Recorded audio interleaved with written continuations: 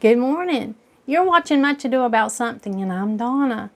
Well, I was in the process of thinking about my journey, my journey in life and the things that I'm trying to do to make my life better and to improve things for myself, for my children, my grandchildren, future generations, and just for the world, the ecosystem, just in general. The things that I could do, I'm always trying to perfect that, always trying to grow in knowledge in that area. And one of the things that came to me was thinking about snake oil. I remember growing up when people would say, oh, that's just snake oil. And what they meant by that was that it wasn't any good, that it was a product that touted wonders but really didn't have any benefits for you. And that came from the 1800s. What happened in the 1800s was when the Chinese people that came over to work on the railroads, when they were working on the railroads, they brought with them an oil. And that oil was made with ingredients out of the Chinese water snake. And they made that oil, that homeopathic remedy, so that whenever they were finished that night's work on that railroad, they could put that snake oil on their muscles. They could rub it in, and it would soothe and help their muscles. And it was highly in demand, and it was popular. And the Chinese made that from Chinese water snake oil, and that's what they used for their muscles. Well, the people that were there overseeing those Chinese got word of this snake oil, and so one thought, oh, well, we'll just make our own snake oil. And so he made snake oil, but he didn't use Chinese water snakes.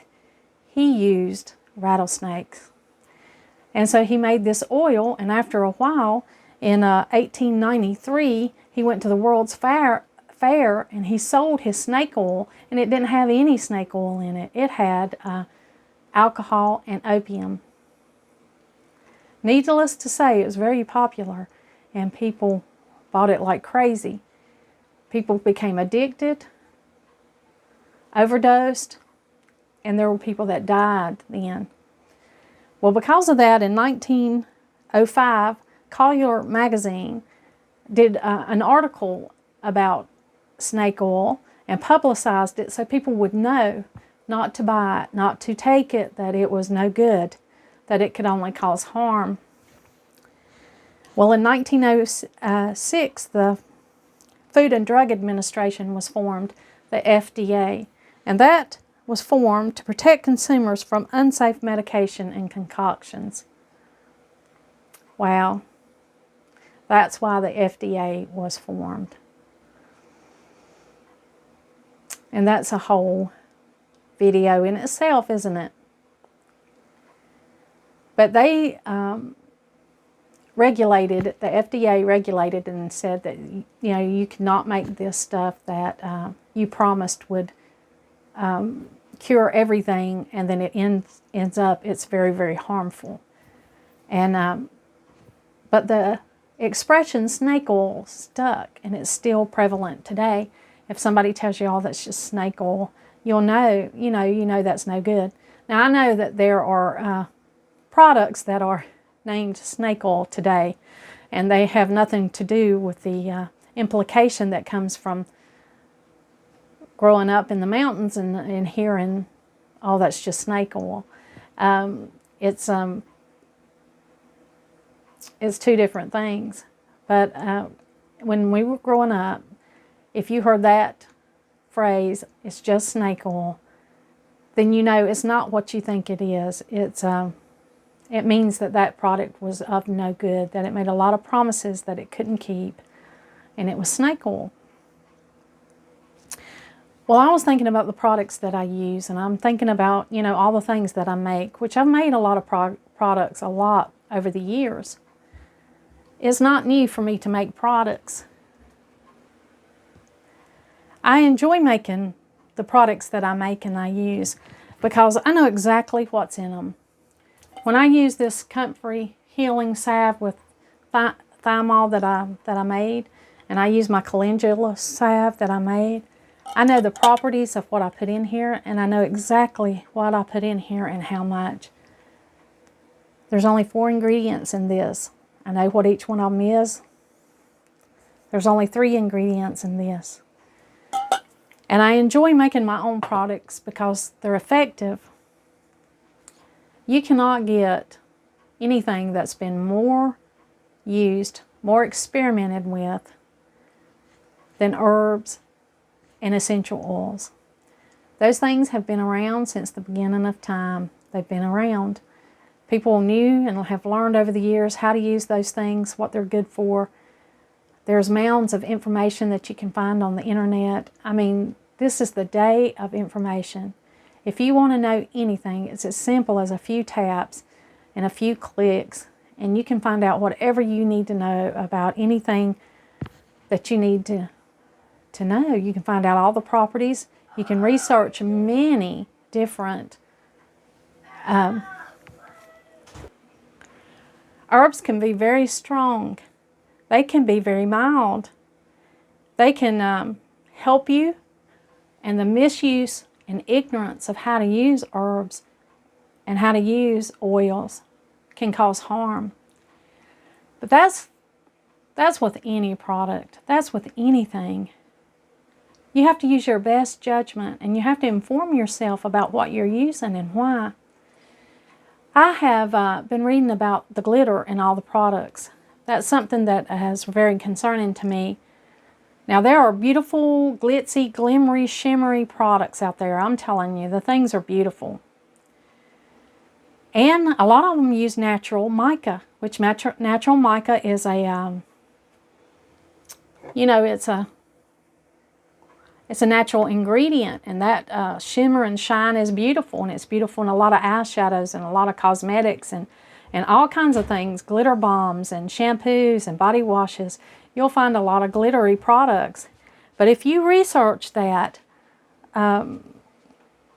glitter, if you research mica and how that is mined and what goes on in that, it may change your mind about using glittery products. And because of that, because there was harm in the mining of mica, and there was people that were hurt, and there were children that were hurt, a lot of companies that went from natural-based mica to, artificially made glitter, which is generally plastic. And so when you have all of that mica and you have all that glitter, where's that glitter going to go? You got all that glitter on you, and you go to your party or you go to your event, and there you are, you're all shined up, and that glitter's all over you. And you come home at the end of the day and you take a bath or a shower. Where does that go? It goes down the drain. It gets into our water system. It gets into the aquatic life.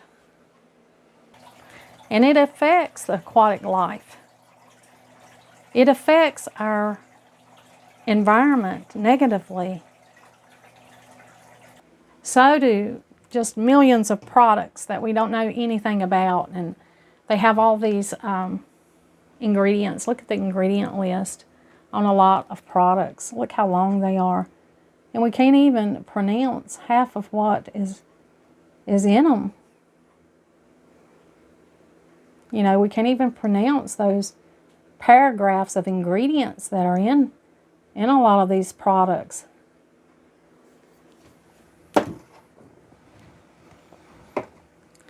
There are choices out there, and there's things as simple as reading labels. You know, if you read labels and there's a bunch of stuff and you don't even begin to know what's in it, then it's time maybe to make a change. This is a Dr. Bronner's soap. I've used this for a long time. The ingredients in that is water, organic coconut oil, potassium hydroxide, and it's got a little symbol here, and it tells you certified fair trade ingredients. Note, none remains after saponifying oils into soap and glycerin. So it's going to tell you a little bit what's on here, and it tells you about the ingredients.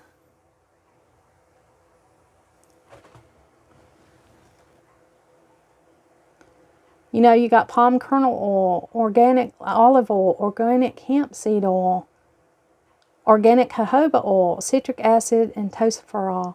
So that's a lot of stuff that's in here that you recognize. And you're like, well, you know, I can use that. When I used to buy this, it was about $30 for this size at a health food store. Now you can buy this at Target. You can buy Dr. Bronner's, you know, at Food Line. You can just find it everywhere. And it's about $17 for a bottle this size. So that's great value. The only beef I have with this is it says pure Castile soap. Castile soap is made with olive oil, which this has olive oil in it. But it's not made exclusively from olive oil. And it's made in a particular part of France. And this is not made in France. So while this is pure mild soap, I wouldn't call it Castile soap in all honesty. To be perfectly honest, it's just liquid soap. Now, this is a great product. You can turn over here and it has quite a few ingredients, but they tell you what they are on there. Like the Cocoas nucifera is coconut oil. And you know, when you read on there, those things are easy to see what they are. And this brand also on the side, not only does it tell you what's in it, it tells you what's not in it. It's no parabens, no phthalates, no paraffin, no propylene glycol, no mineral oil, no synthetic fragrance, no synthetic color, no DEA, no sulfites, no animal testing. So this brand not only tells you what good ingredients are in here, but it also tells you what's not in here. And then you can just get pure ingredients and use those. And that helps. And if you're on a journey to try to find good, pure ingredient things to use in your home, not only in cosmetics, but food and healthcare, like I am, you know, if we have that common interest, I hope this video encouraged you in some way. You know, a simple step we can take is just to read the ingredients, is to research the things that we're using. You know, it's a wonderful time where we can just have so much knowledge at our fingertips. And the things that are important to us will be the things that we take the time to learn about. And I think the things that we use on a daily basis that are going down the drain, that are going back into our environment, I think it takes, it's worth a little time to take the time and to find out what these things are doing to us, to the people we love, to our environment, and to make better choices. Well, thank you for joining me today, and like always, until next time.